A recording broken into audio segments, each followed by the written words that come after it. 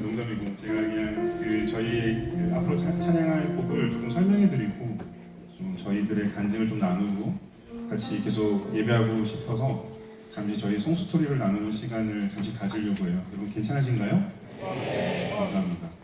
그러니까 말씀을 좀 긴데요. 잠시 좀 읽고 넘어갔으면 좋겠습니다. 말씀을 좀 띄워주실 수 있으신가요? 누가복음 7장 36절에서 50절까지 말씀인데요. 찾으실 수 있으신 분들은 성경을 좀 찾으시면 좋을 것 같습니다. 누가복음 7장 36절에서 50절 앞에도 나오지만 성경책을 가져오신 분들은 찾아서 읽었으면 좋겠습니다. 누가복음 7장 36절에서 50절까지 말씀입니다. 찾으신 줄로 믿고 제가 한 절 읽고 우리가 한 목소리로 같이 하나님의 말씀을 읽겠습니다. 누가복음 7장 36절에서 50절 말씀입니다. 한 바리새인이 예수께 자기와 함께 잡수시기를 청하니 이에 바리새인의 집에 들어가 앉으셨을 때에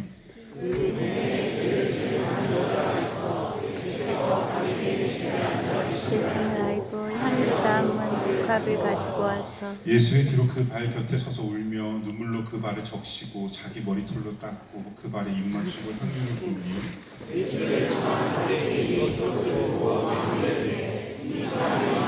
만일 선지자라면 자기를 만지는 이 여자가 누구며 딴 자 곧 일제인인 줄을 알았으리라 하거늘 예수께서 대답하여 이르시되 시몬아 내가 내게 이를 말이 있다 하시니 그가 이르되 선생님 말씀하소서.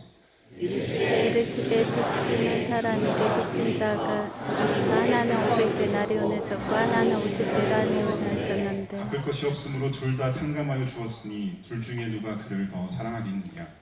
시몬이 대답하여 이르되 내 생각에는 많이 탕감함을 받은 자니이다. 이르시되 내 판단이 옳다 하시고 그 여자를 돌아보시며 시몬에게 이르시되 이 여자를 보느냐. 내가 내 집에 들어올 때 너는 내게 발 씻을 물도 주지 아니하였을 때 이 여자는 눈물로 내 발을 적시고 그 머리털로 닦았으며 너는 내게 입맞추지 아니하였을 때 그는 내가 들어올 때부터 내 발에 입맞추기를 그치지 아니하였으니 너는 내 머리에 감람유도 붓지 아니하였을 때 그는 향유를 내 발에 부었느니라.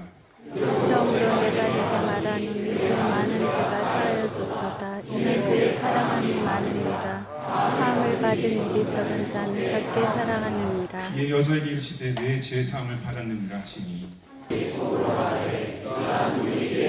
죄도 사하는가 하더라. 함께 읽을까요? 예수께서 여자에게 이르시되 내 믿음이 너를 구원하였으니 평안히 가라 하시니라. 누가복음 7장 36절에서 50절 말씀입니다. 앞에 제 뒤에 부를 찬양이 주께 붙들립니다라는 찬양에서 이 찬양의 좀 이야기들을 개인의 간증을 조금 나누고. 근데 저는 원래 이렇게 앞에 나와서 스피치를 하는 사람이 아닙니다, 여러분. 저는 찬양 인도라는 사람인데 어쩌다 보니 계속 이런 자리들이 계속 생기는데요. 많이 두려운 가운데 제가 좀 나와 있습니다. 그래서 제가 이제 말 주변이 오새처럼 혀가 둔한 사람이라서 이런 거 조금 이해해 주시고 들어주시고 그리고 한 가지 주안점이 있습니다. 저의 얘기를 하겠지만 여러분 제 얘기는 딱히 중요하지 않습니다. 제 안에 뭐가 선한 게 있겠습니까? 제 얘기를 듣지 마시고 제가 삶과 참을 나눌 때 제 삶 가운데 역사하시는 하나님께 집중하는 시간이었으면 좋겠습니다. 그렇게 동의하십니까? 네. 왜냐하면 저에게 역사하셨던 저의 삶을 보잘 것 없고 저의 걸음은 늘 누추하지만 저에게 역사하셨던 하나님은 정말 보배로우신 분이시거든요. 그 하나님이 여러분의 하나님이시기도 하시죠. 맞습니까? 그래서 하나님이 어떤 분이셨구나. 나에게도 그런 분이시지. 맞아. 그 맞아가, 그 동의가 예배입니다. 그래서 우리가 앞으로 예배 드릴 때 우리 삶의 그런 동의들을 가지고 하나님의 하신 일들을 기억하시면서 예배 드리면 우리가 더욱더 깊게 주님을 찬양할 수 있으리라 믿습니다. 우리의 삶 속에는 늘 밝고 좋은 날만 있지는 않지 않나요? 여러분들 여기 와서 기쁘게 찬양하지만 제 삶 속으로 돌아가면 여전히 쉽지 않은 부분들이 많으시죠. 어쩌면 저희가 나쁜 일들을 좀 더 많이 잘 기억하는 것 같아요. 그래서 삶을 뒤돌아보았을 때 좋은 날들은 쉬이 잊혀지고 나빴고 좀 힘든 날들은 잘 기억에 남는 것 같습니다. 우리의 평범한 일상 속에서 그것이 학교이든 가정이든 교회든 직장이든 어떠한 순간이든 어떠한 장소이든 우리는 늘 우리가 성도라고 할지라도 우리가 하나님을 믿는 크리스찬이라고 할지라도 두려움이라는 장애물을 늘 맞이하고 사는 것 같아요. 그 장애물은 예상치 못한 순간에 만나는 그런 장애물도 있지만 여러분 반복된 일상 속에서 늘 똑같이 만나는 그런 장애물이 혹시 있으십니까? 계속해서 해결되지 않고 계속해서 풀리지 않고 외면하고 싶지만 계속해서 나에게 찾아오는 그 일상 속의 장애물들, 그런 장애물들이 있어요. 일상 속에 반복되는 그런 두려움 있으십니까? 어려움들, 곤란함들, 마음의 반복적인 상처, 육체의 고단함, 관계의 문제, 이런 것들 혹시 있으십니까? 제가 알기에는 저도 그렇고 제 주변에 저희 공동체도 그렇고 다 있는 것 같아요. 저 친구는 헤헤거리고 웃고 다니는 것 같지만 깊게 좀 대화를 해보면 각자의 십자가가 다 있더라고요. 여러분도 그럴 것 같습니다. 그래서 오늘 주께 붙들립니다라는 찬양이 제가 짧게 부르는 게 습관이 돼가지고 주 붙들이라는 찬양이 나오게 된 제 계기를 좀 설명드리고 여러분들 안에 말씀하시는 부분들이 있다면 여러분들의 스토리를 가지고 함께 찬양하면 좋겠습니다. 저는 원래 본업이 외과 의사입니다. 혹시 아셨나요? 모르셨나요? 네, 중요하지 않죠. 그래서 제가 외과 의사인데 제가 그 영화나 드라마 많이 보셨죠? 외과를 하기 위해서는 이제 수련을 받아야 돼요. 제가 4년 동안 열심히 수련했습니다. 기피과라서 요새 이제 의료 이슈가 많잖아요. 말 조심해야 되는데 열심히 수련했습니다. 사람이 없었어요. 왜냐하면 외과는 다 하기 싫어했거든요. 아까 저희 여기 반주하고 있는 지금 왼쪽 말고 오른쪽 제 기준에서 오해하시면 안 되고 저분이 이제 제 와이프 되시는데 이제 같이 외과를 수련을 했습니다. 그래서 저희가 하시죠? 네. 신기하죠? 네, 저희도 신기합니다. 왜 제가 여기서 이러고 있는지 신기하고 아무튼 저희 둘이 2년차 때 결혼을 했어요. 네, 박수 한번 드릴게요.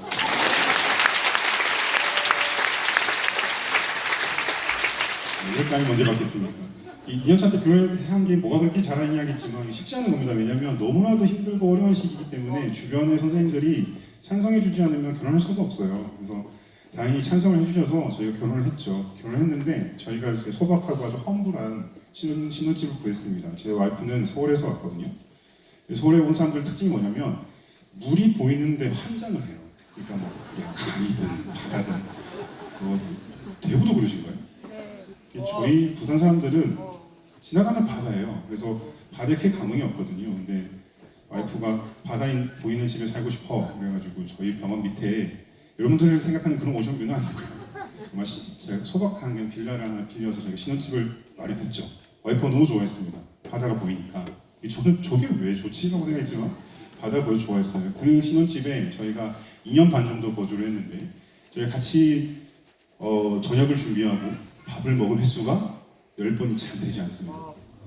그 정도로 지금 못 들어갔습니다. 못 들어가고 계속 일만 했어요. 그래서 교수님들이 불쌍하다고 해가지고 당직실 한 켠을 비워주셔서 너희 둘이 살아라. 그래서 거기서 신혼집을 찾았죠. 힘들었어요. 정말 힘들고 여러분들이 보는 그 스리생은 다 판타지입니다. 그런 건 없어요. 우선 그렇게 잘생긴 의사도 없을 뿐더러 저를 봐서 아시겠죠?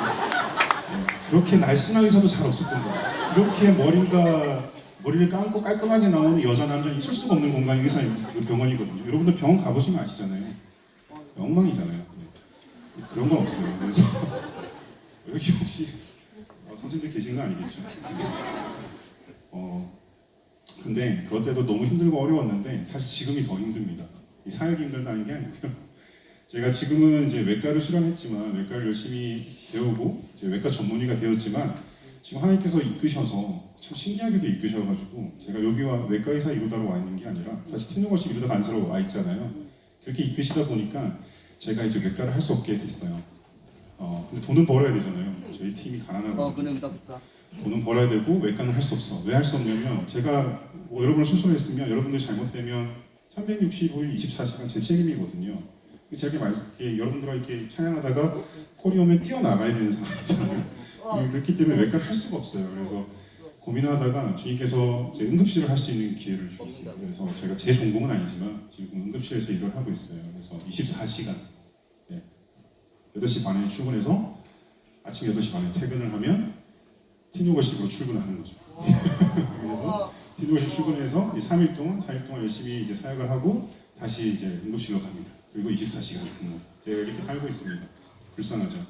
하지만 행복하게 살고 있습니다. 근데 이 응급실 일이 쉽지가 않아요. 왜 쉽지 않냐면 여러분들 뭐 영화나 이런 거 보시면 되게 급박하게 많이 그려지죠. 실제로 많이 급박한 곳이고 근무 강도도 되게 세고 가장 큰 문제가 뭐냐면 제가 응급의학을 배우질 않았어요. 잘 모르는 거예요. 저는 이제 외과를 수련했고 물론 중환자들을 케어하는 것들을 배우긴 했지만 제가 다양한 과들을 다 섭렵하지 못했거든요. 그런 의사는 없거든요. 그러다 보니까 홀로 되게 나름 큰 병원에서 혼자 근무를 하게 되는 거거든요. 일과 시간이 끝나면 모두가 다 퇴근하고 제가 응급실에 혼자 나와서 환자를 보는 거예요. 환자 잘못되면 누구 책임입니까? 제 책임이죠. 환자를 진단 잘못하면 제 책임입니다. 환자가 잘못되면 제 책임입니다. 이런 상황이에요. 그러니까 제가 출근할 때 얼마나 무섭겠습니까? 잘 못하는데 이걸 감당을 해야 되니까 두려운 마음으로 가요. 영화에서는 스리생에서는 의사들이 되게 멋지게 환자들을 다 맞이하고 병도 멋지게 다 해결하잖아요. 근데 실상은 그렇지 않습니다. 어느 과든 의사가 다 알지 못해요. 그래서 많이 환자를 파악하기 위해서 상당한 시간과 노력이 소요가 됩니다. 보자마자 탁 알아서 수술 딱 해주고 딱 케어가 돼서 이렇게 낫는 그런 개념이 아니거든요. 그러니까 더군다나 제가 잘 모르는 거, 제가 잘 모르니까 얼마나 두렵고 떨리는 마음으로 출근을 할까요? 예를 하나 드려볼까요? 제가 응급실 일을 한 지 한 1년쯤 되었을 때 자정이었습니다. 아직도 똑똑히 기억나요. 환자가 너무 많았어요. 그래서 환자 베드가 다 차 있었습니다. 그래서 너무 힘들었고 너무 지친 상황 가운데 이미 8시간 반을 근무한 상태니까 근데 바깥에서 실랑이가 벌어지고 있는 거예요. 한 엄마가 여고생을 잘 데려갔어요. 이 친구가 하루 종일 배가 좀 아픈데 제가 수액만이라도 좀 지금 베드가 없어서 안 된다. 근데 제가 무슨 마음이었는지 평소 같았으면 아이고 죄송합니다. 다른 병원 가보셔야 될 것 같아요 라고 했을 텐데 제가 들어오라고 그랬습니다. 왜 그랬어요? 들어오라고 해서 처치실에 조그만한 재고 간이로 그냥 여학생을 눕혔어요. 아무래도 여고생이다 보니까 제가 좀 극렬한 마음이 좀 들었던 것 같아요. 그래서 어디가 아파? 이렇게 물었더니 이제 다이어트 약을 먹은 지 한 일주일 정도 됐는데 왜 그런지 모르겠는데 어제부터 계속 상복부 여기 명치아력이죠. 아프대요. 그리고 미식거리고 토하기도 했대요. 장염인 것 같대요. 위험이 난 것 같으니까 그냥 수액만 좀 맞춰주시면 안 될까요? 어머니께서 부탁하셨어요. 네, 알겠습니다. 근데 제 마음에 왜 그런 마음이 들었는지 모르겠는데 중증이 아니거든요. 경증 환자예요. 젊어요. 지병도 없고 그러면 그냥 보내요. 그냥 약 좀 주고 보내는데 왜 그런 마음이 드는지 모르겠지만 검사 좀 해보시죠, 어머님. 알겠어요. 어머니께서 이제 받아준 것도 고마우니까 아니 검사는 좀 이렇게 하시다가 네 이렇게 된 거죠. 그래서 검사를 했어요. 그래서 제가 검사를 하다가 이렇게 말씀드렸습니다. 여러분 어머니 상복부 통증에는 여러 가지 원인이 잘 들으십시오. 상복부 통증에는 여러 가지 원인이 있는데 그냥 단순히 위험만 있는 것이 아니라 간이 안 좋아도 췌장이 안 좋아도 당당이 안 좋아도 혈관이 안 좋아도 심장이 안 좋아도 문제가 생길 수 있습니다. 단순히 위험이면 금방 낫고 가겠지만 제가 아까 말씀드린 그런 부분이 안 좋은 거면 사실 심각한 거예요. 그러면 적어도 피검사만 딱 해서 간단하게 피검사만 해서 괜찮은지만 확인하십시다. 이렇게 저 꼬셨죠. 왜 그랬을까요? 저도 모르겠습니다. 이렇게 해서 알겠다고 하셨어요. 그리고 제가 돌아가다가 뭔가 찝찝한 마음에 다시 돌아가서 어머니 심장 검사도 좀 하시죠 그랬어요. 제가 지금 약을 파는 게 아닙니다. 혹시 심장이 안 좋을 수도 있잖아요. 왜 그랬는지 잘 모르겠어요. 근데 어머님도 알겠습니다 그러셨어요. 그래서 심장에 대한 그런 좀 디테일한 수치를 보는 검사까지 같이 한 거예요. 검사 결과가 나왔습니다. 저는 그런 심장 수치 결과를 의사를 10년 넘게 하면서 처음 봤습니다. 엄청나게 뛰어 있는 거예요. 심장이 당장 멈춰도 이상하지 않은 만큼. 그래서 제가 이게 뭐야? 너무 놀래가지고 어머니 불러서 어머니 심장이 지금 거의 고장났습니다. 왜 이렇죠 얘? 혹시 무슨 일이 있었나요? 아무것도 없었대요. 질병도 없었고. 어머니도 그렇군요. 그럼 이거 어떻게 해야 됩니까? 큰 병원 한번 가보셔야 되겠어요. 오늘 아니면 오늘 너무 늦었을까 내일이라도 하고 있는데 환자가 의심이 갔습니다. 혈압을 봤더니 맥박이 50, 40 떨어지기 시작하고 맥박이 막 늘어지는 거예요. 이게 뭐냐면 여러분들 많이 들어보셨죠? 어레스트, 카디악 어레스트. 심장이 멈추기 직전인 상태까지 가고 있더라고요. 제가 보자마자 응급실에서 욕을 했습니다. 저도 모르게 했어요. 그래가지고 이게 뭐야 갑자기 이 건강한 아이가 심지어 빼드도 제대로 안 돼 있는데 그래서 열심히 챙겨가지고요 부랴부랴 주변에 있는 대학병원에 연락을 해서 야 무조건 받아라 얘 죽어 빨리 받아 왜 그런지 나 모르겠어 빨리 받아 이래가지고 넘겼습니다. 그리고 제가 걱정이 돼서 어머니한테 전화를 했어요. 의사가 전화하는 건 잘 없잖아요. 제가 전화를 했어요. 여보세요? 전화를 했는데 어머님이 예 여보세요? 이렇게 받으시더라고요. 그래서 아 저 학생 어떻습니까? 라고 물었더니 어머니가 소리를 지르시는 거예요 저한테. 아 그걸 왜 나한테 묻냐고. 애가 그렇게 아픈데 어떻게 된 거냐고. 네가 나한테 얘기해줘야 되는 거 아니냐 이렇게 얘기하시더라고요. 그래서 아 뭔가 좀 오해하시는 것 같아서 아, 어머님 저 아까 그 전 병원에서 응급실 과장입니다. 그랬더니 아 그러시냐고. 대학병 의사인 줄 알았던 거예요. 그러더니 어머니가 펑펑 우시는 거예요. 그 학생이 갔는데 검사를 하러 CT실에 가는 도중에 심정지가 왔대요. 그래서 심폐소생술을 했고 다행히 심장이 겨우겨우 돌아왔고 심장이 엄청 약하다는 소리만 듣고 중환자실에 들어갔는데 그 다음에 어떻게 된지 모르겠다는 거예요. 그리고 어머니가 이렇게 얘기해줬어요. 선생님 너무 감사합니다. 그냥 보내실 수도 있었는데 저희를 들여보내주시고 검사도 해주셔서 애가 길에서 죽을 뻔했는데 선생님 덕분에 살았습니다. 이렇게 하시는 거예요. 전화를 끊었죠. 스피커폰으로 했거든요. 주변에 제 동료 간호사들이 어떻게 있겠습니까? 와, 이 과장님 진짜 짱이라고 명이 났다고. 와, 어떻게 알고 그렇게 하셨어요? 몰랐어요. 몰랐다니까요. 알 수 없습니다. 여기 혹시 의사 선생님 계신가요? 상복부 통증에 50만 호소하는데 그리고 또 10몇 살짜리가 아무런 지병도 없고 심장병을 예상할 수 있겠습니까? 못합니다. 하나님께서 돌봐주셨던 거예요. 근데 이 일이 지금 한 개만 있는 게 아니고요. 제가 의사를 하는 10여 년 동안 매일 있는 일입니다. 매일 돌봐주시지 않으면 저는 의사를 할 수가 없어요. 매일 있는 일이라고. 이 돌보심은 어떤 돌보심이냐면요. 다윗이 양을 치면서 거친 맹수들 가운데 잡아먹히지 않고 해를 당하지 않고 양 한 마리도 뺏기지 않게 하시는 하나님의 돌보심. 성경 속에서 기억나십니까? 다윗과 그의 용사들이 그 수많은 전투를 치러내면서 하나님께서 그 다윗과 그 용사들을 상하지 않게 하시고 다윗이 왕이 될 때까지 지켜내셨던 그 돌보심이었던 거죠. 저에게는 그 돌보심이 없으면 죽어요. 환자도 위험해지지만 저도 죽는 거죠. 그래서 제가 출근할 때는 30분 정도 거리를 제가 차를 몰고 가는데 어떻게 되냐면요. 기도회가 열립니다. 그럴 것 같지 않습니까? 하나님 오늘 더 구해주셔야 됩니다. 하나님 오늘 나한테 안 오시면 나 오늘 죽습니다. 너무도 절박해요. 이게 단순히 그냥 하나님 도와주세요 정도의 수준이 아닙니다. 하나님 임재하셔야 됩니다. 지금 이 차 속에서 임재부터 시작하셔야 됩니다. 그러면 제 안에 어떤 마음부터 드는지 아세요? 하나님 임재하시기 때문에 어떤 기도부터 나올까요? 제 죄가 드러나기 시작합니다. 그 조에서 부흥회가 열리는 거죠. 하나님 제가 또 이렇게 죄를 지었네요. 4일 시간 동안 이렇게 넘어졌습니다. 너무 못났습니다. 하나님 그래도 긍휼을 베풀어 주셔서 나를 지켜주십시오. 나를 보호해 주십시오. 이것을 4일 동안 계속 반복하는 거예요. 출근하면서 또 넘어져 있는 제 자신을 발견하고 또 회개하고 하나님 구해주십시오 하고 하루를 버텨내고 3일 팀워시 사역하고 다시 출근길에 올랐을 때 제 모습 돌아봤더니 죄밖에 없고 다시 하나님 살려주십시오. 아 이게 뭡니까 하다 보니까 순간 민망해지기 시작하더라고요. 여러분 이런 기분 느껴보셨습니까? 기도하려고 봤더니 아 이거 좀 사회전에도 이렇게 했던 것 같은데 나 또 무너져 있는데 또 무너져 있는데 되게 부끄러운 순간들이 계속 쌓이고 있었어요.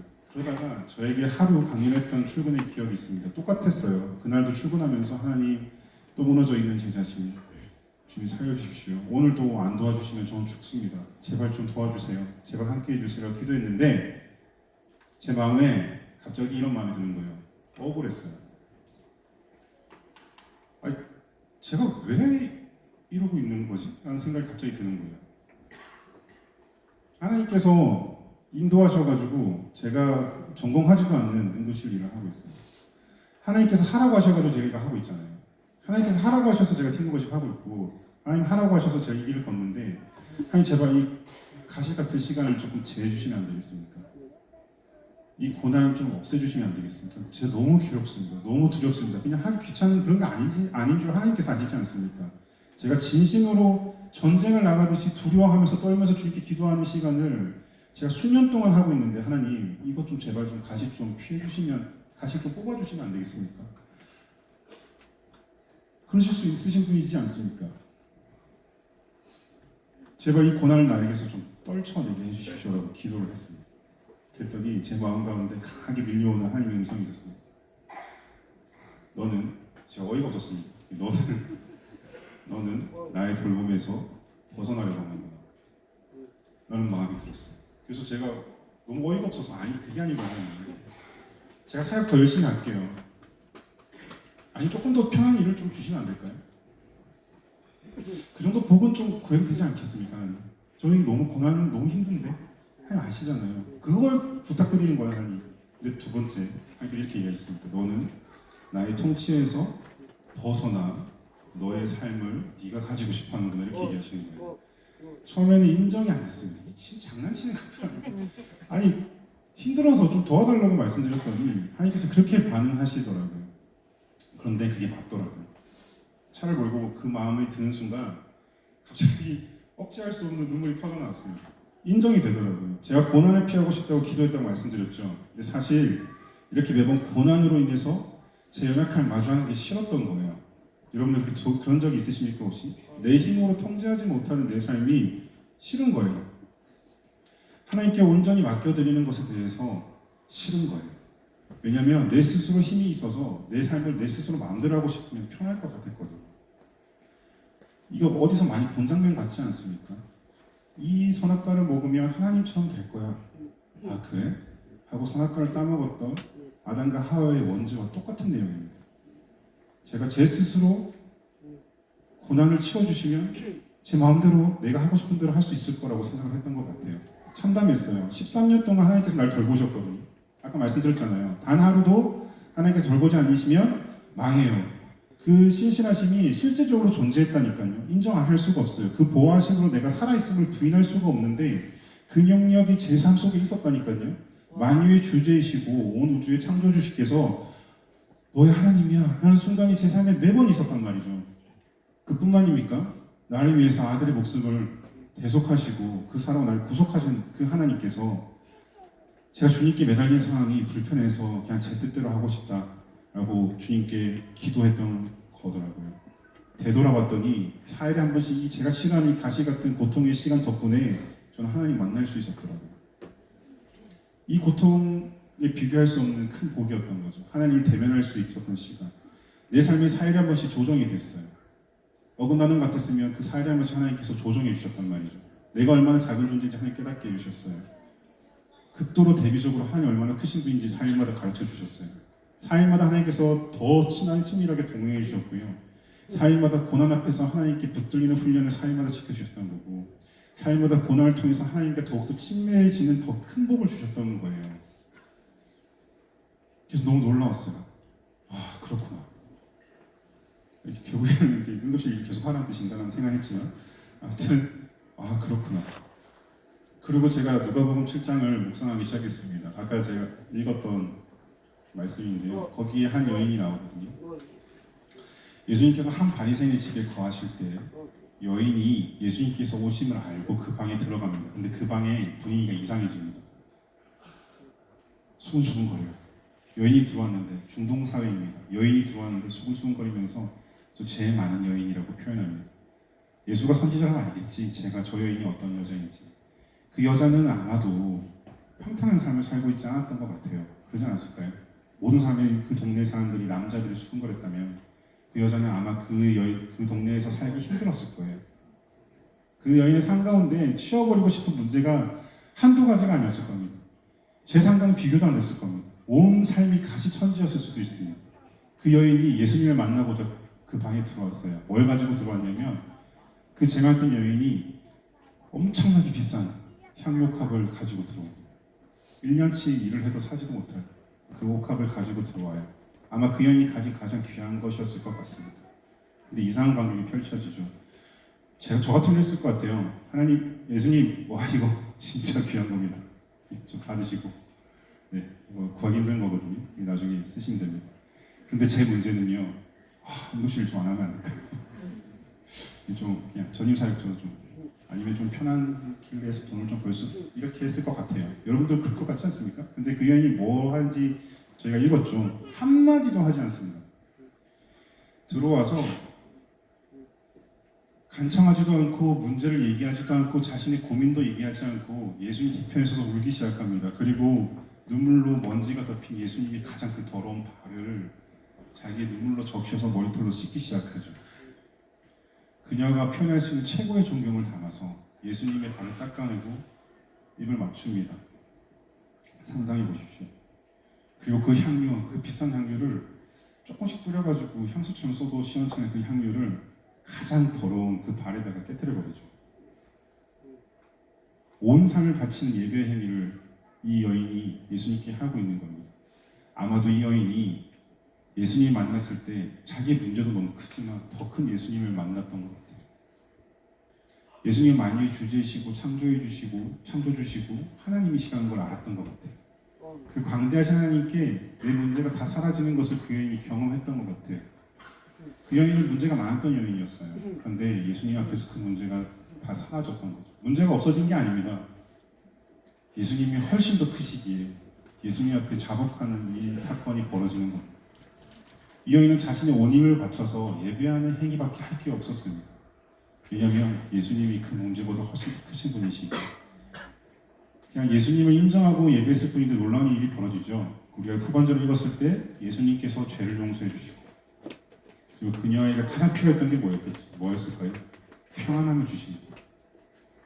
아마 그 여인은 여전히 삶의 가시가 많고 여전히 삶의 문제들이 존재하더라도 예수님께서 그 죄를 용서해 주시고 평안히 가라라고 해주셨던 그 자존감, 그 삶의 그 본질이 회복되어져서 그 문제들 앞에서도 작아지지 않고 잘 살아낼 수 있을 거라고 예상이 됩니다. 제가 이 말씀을 보고 주께 붙들립니다의 가사를 적어 내려갔는데요. 제가 한번 읽어드릴게요. 나의 갈 길이 멀고 어둠이 깊을 때 주님께서 빛을 비춰주십니다. 인도하여 주십니다. 선하신 그 목소리가 내 귓가에 끊이지 않습니다. 그래서 내 삶이 주의 손에 붙들릴 수 있습니다. 주의 사랑의 빛이 내 마음에 비춰질 때 나의 슬픔이 변해서 노래가 될 수 있습니다. 거친 풍랑 속에서도 주님께서 큰 믿음을 주시기에 주님께서 그렇게 해주시기에 내 영이 주님의 나라를 바라볼 수 있습니다. 후반절은 이 여인의 경배입니다. 사랑입니다. 주님 경배합니다. 주 앞에 엎드려서 나의 가장 귀한 옥합을 깨트려 드립니다. 주님이 나의 모든 것 되시기 때문입니다. 내 삶에 눈물이 흘릴 때라도 존귀한 주의 이름 하나만으로 내 삶 가운데 기쁨이 됩니다. 그러기에 내가 주를 의지합니다. 주님 나를 받아주십시오. 주님께서 약속하셨던 것처럼 어두운 밤이 지나 밝은 아침이 올 때 내가 주님의 얼굴을 보게 될 것입니다. 주님 나의 선한 목자시고 내게 부족함이 없으시기에 내가 주의 길을 따라 걷겠습니다. 여러분 그렇게 동의하십니까? 아멘. 우리의 갈 길이 여전히 멀고 여전히 어둠 속에 있지만 내가 그 길을 헤쳐나가는 것이 아니라 주님께서 빛을 비춰주시고 인도해 주시기 때문에 끊임없이 이 연약하고 폐악한 삶을 살아내는 저에게 음성으로 말씀해 주시고 우리가 걸을 수 있다는 고백입니다. 나중에 함께 이 고백을 찬양할 텐데요. 우리 마지막으로 하나만 더 나누고 우리 찬양을 하려고 합니다. 제가 하루는 사역 중에 너무 답답한 일이 있었습니다.